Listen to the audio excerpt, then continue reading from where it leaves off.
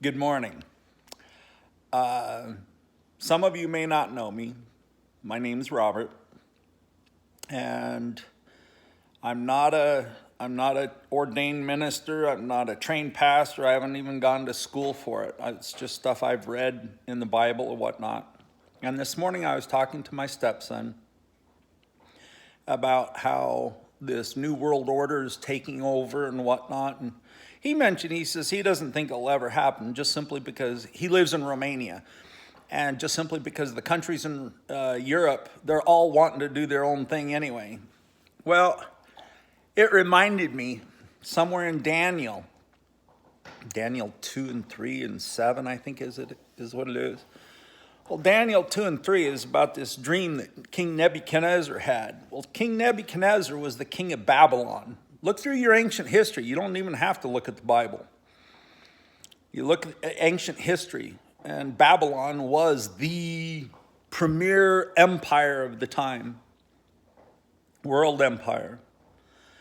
And needless to say, Daniel told the king about this dream that the king had, right? The king's told all his wise men, tell me the dream and then give me the interpretation. And the wise men are saying, no one's ever asked us that.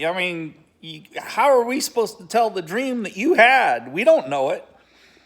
Nobody's done this.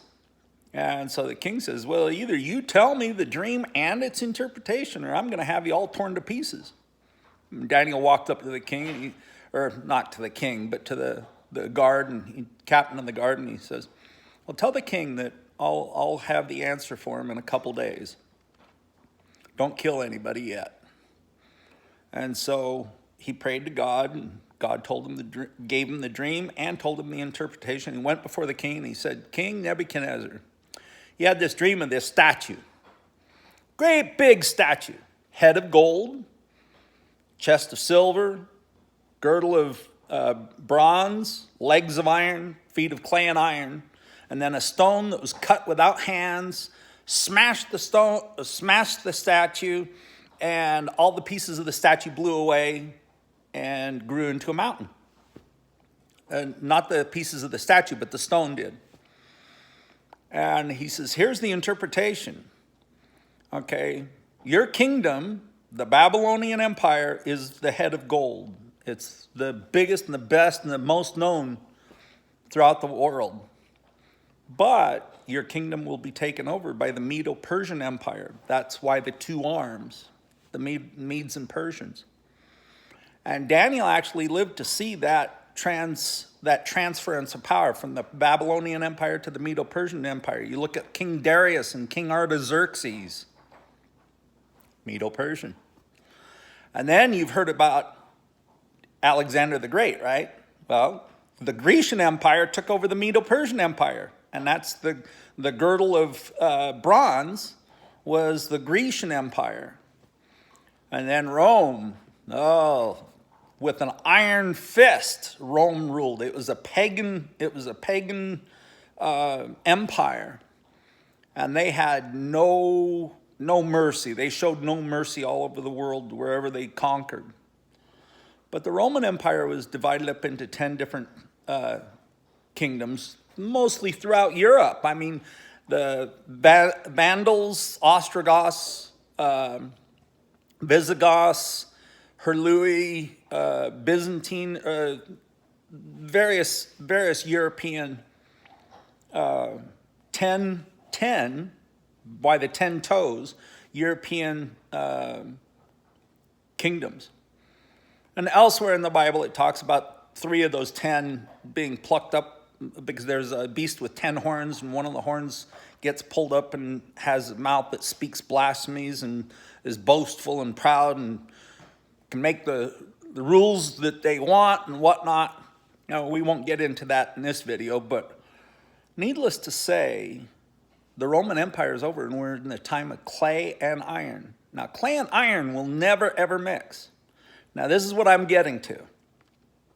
This New World Order that's trying to force everybody to comply with their way of doing things, You're talking about a new world order would be a worldwide empire. Well, Daniel made it very clear that there will be no more earthly empires. So the good news, new world order, you can keep wanting, but you ain't getting it, because the kingdom of heaven is at hand. And this is in Daniel 2 and 3, so go ahead, read it yourself, and compare it to ancient history of the major empires that have ruled the world. And you will find that it is accurate. So clay and iron will never ever mix. New world order will never ever come to pass. But because of this effort and because of these times, it's going to try, but it's just not going to succeed. But it is a warning that the kingdom of heaven is at hand. So whether the United States gives into the new world order or not is irrelevant. Other countries won't. And within the United States, I think that there's going to be an awful lot of conflict and turmoil, because on the liberal side, yeah, they'll be all for this new world order and save the planet and this and that and the other thing. Well, I think it's Isaiah 53. Don't mark me on this, but I think it's Isaiah 53 that says the earth will be torn asunder. It'll be ripped apart completely. 2 Peter talks about all the elements will melt in fervent heat. That doesn't sound like the earth is going to go very well. So, and in Revelation it talks about there shall be a great earthquake, and then Christ will come and save his people, and in the twinkling of an eye. So it's going to be fast. It's not going to be something that where we have time to be standing around out in some field looking up and watching the approach. It's going to happen in the twinkling of an eye, gone like that. And the earth will be being torn apart at that time. In Revelation, it says that Satan and his angels will be bound to earth for 1,000 years. Well, scientifically speaking, if the world falls apart and everything melts in lava, you have this ball of fire and gas and whatnot. It would take 1,000 years for that ball to cool down and become a perfect sphere. It's the same way that they make steel bearings.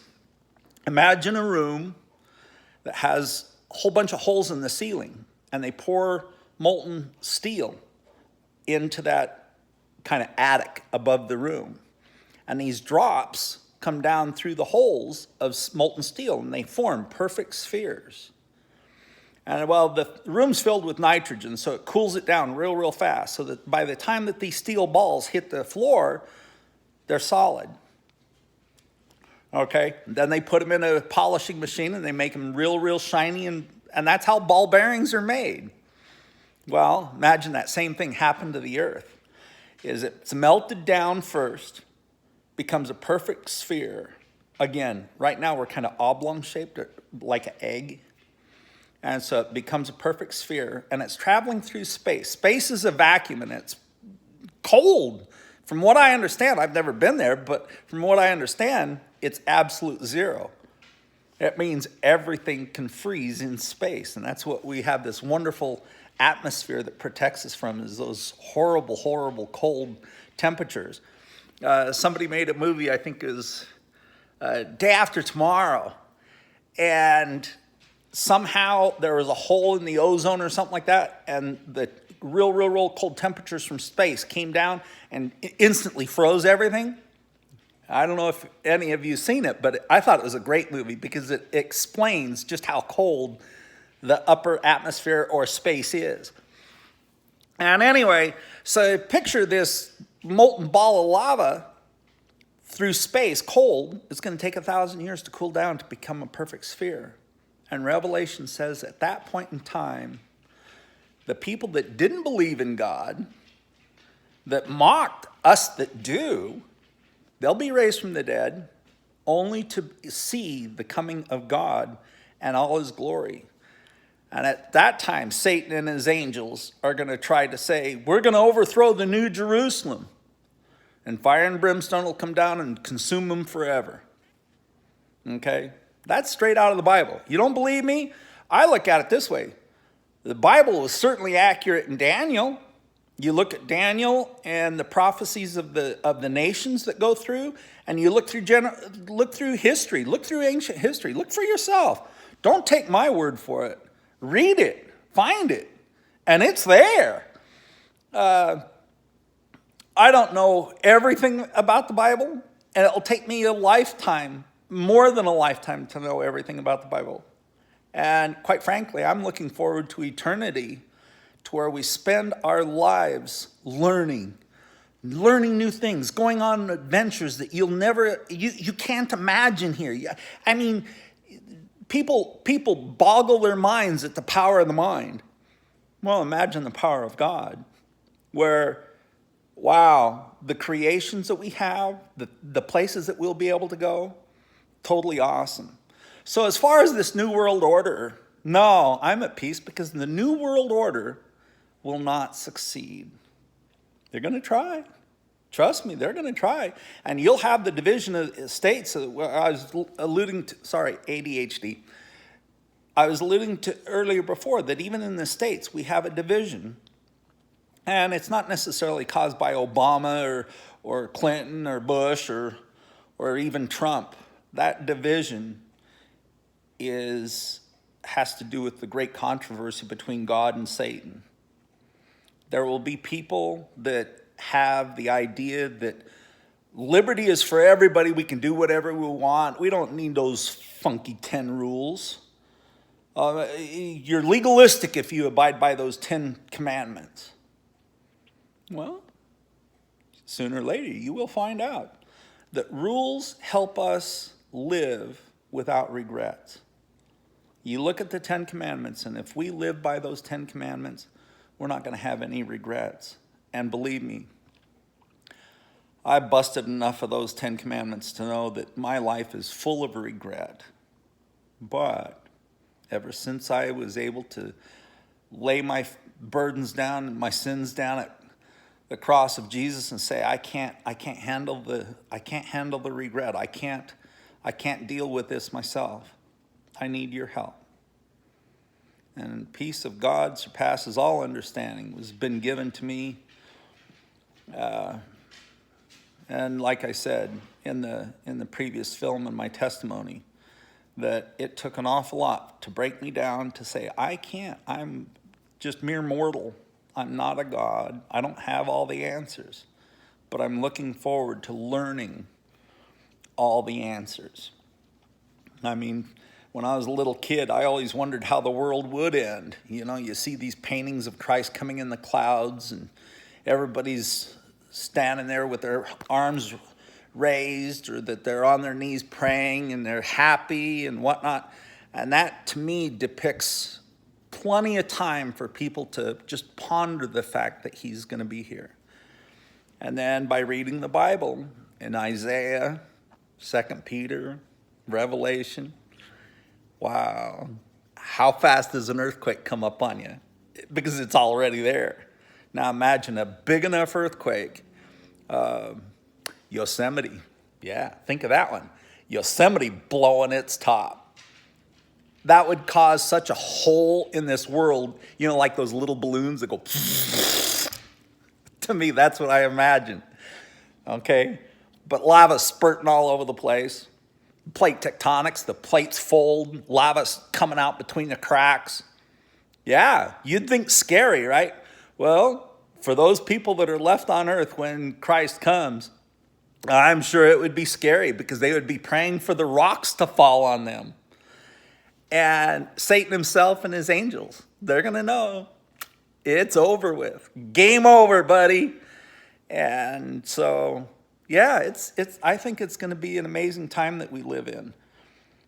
What side you're on, many of you will be really wondering, and many of you, you're going to be making fun of this video. I guarantee you that there will be some of you that mock me.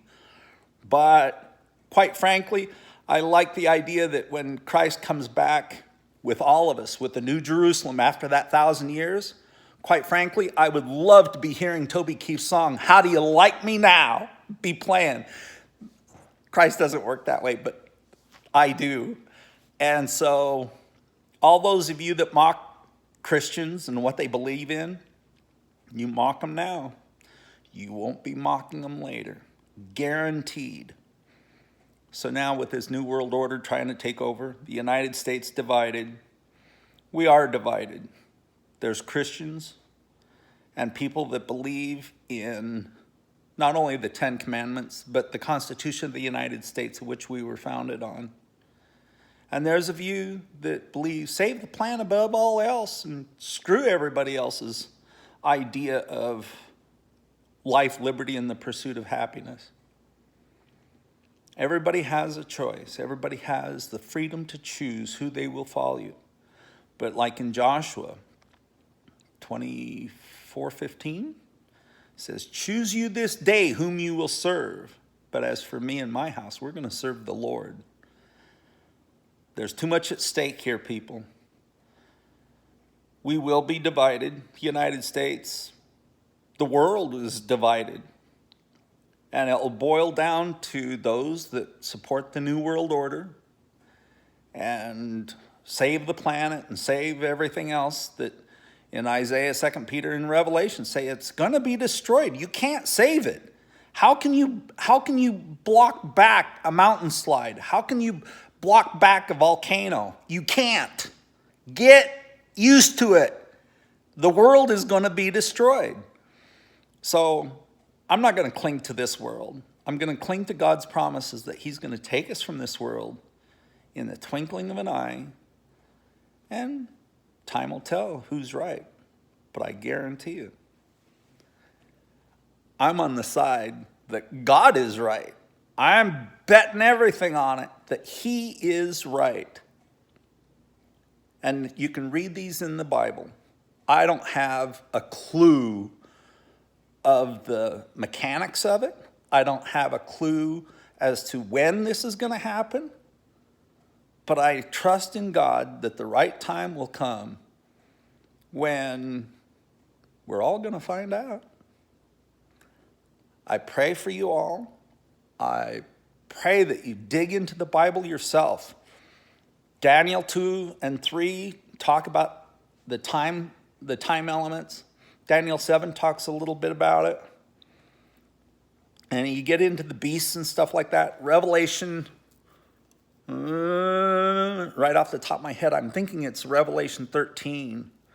It talks about how a nation described as a lamb with horns, or with lamb's horns or something like that, and it speaks as a dragon. Well, it talks about that. That's the nation is the United States, because we were born with religious freedom. Thus the lamb, religion and innocent, kind of like, and it gives power to the first beast.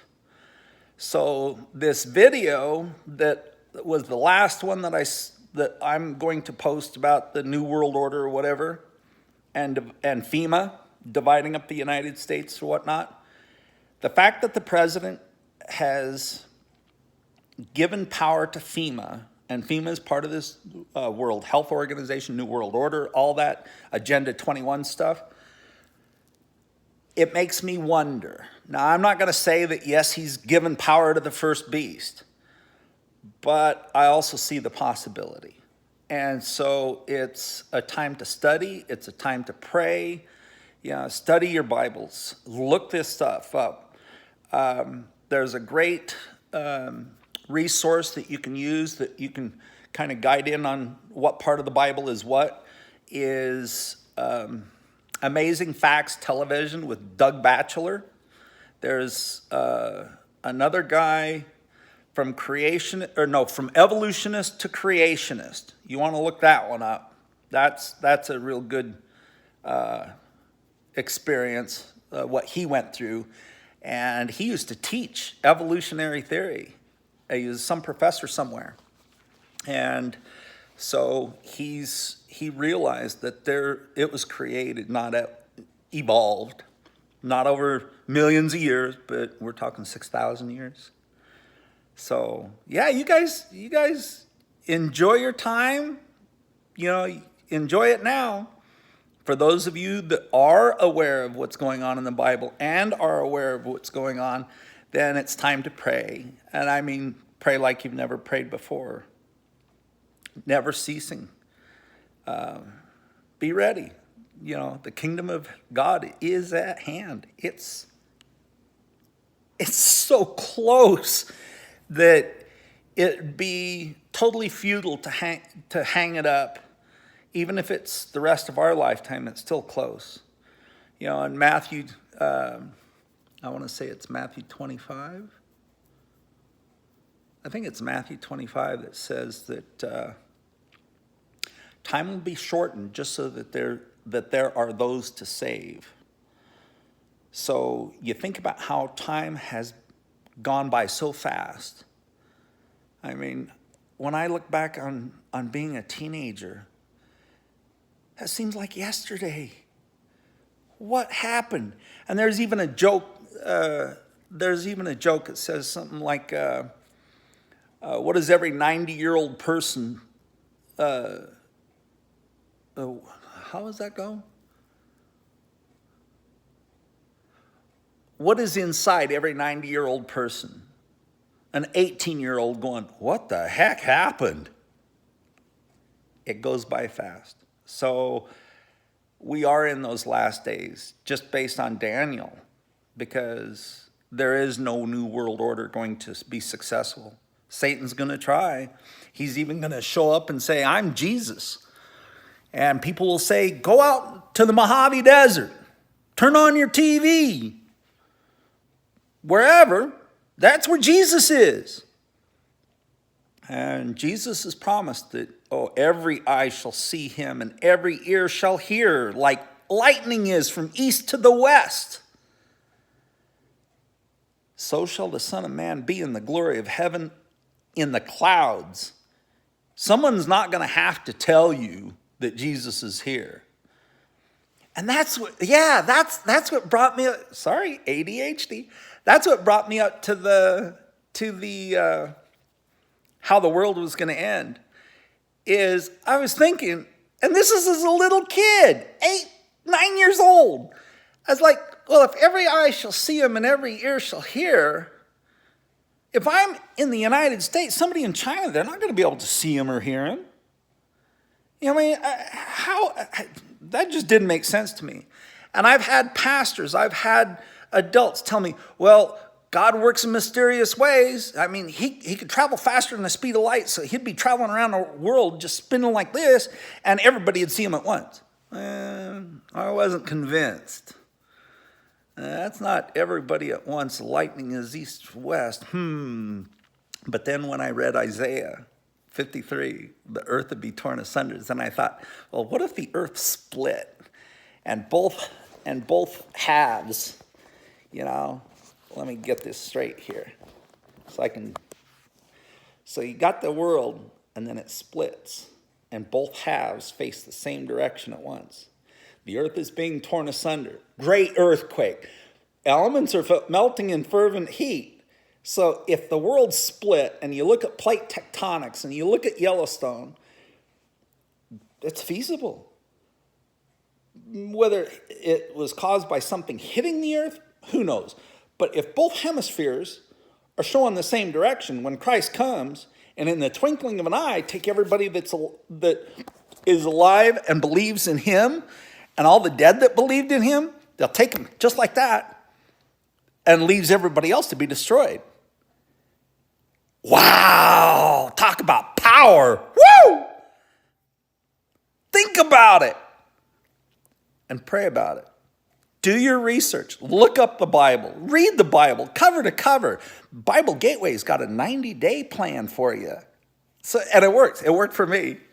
So God bless. And I certainly pray for all of you to choose. Remember, choose you today. Don't waste any time longer, because you don't know if it's, whether it be the end of the world or a Mack truck hitting you in the next instant. You don't know. You don't have time. Do it now. Love y'all. Bye.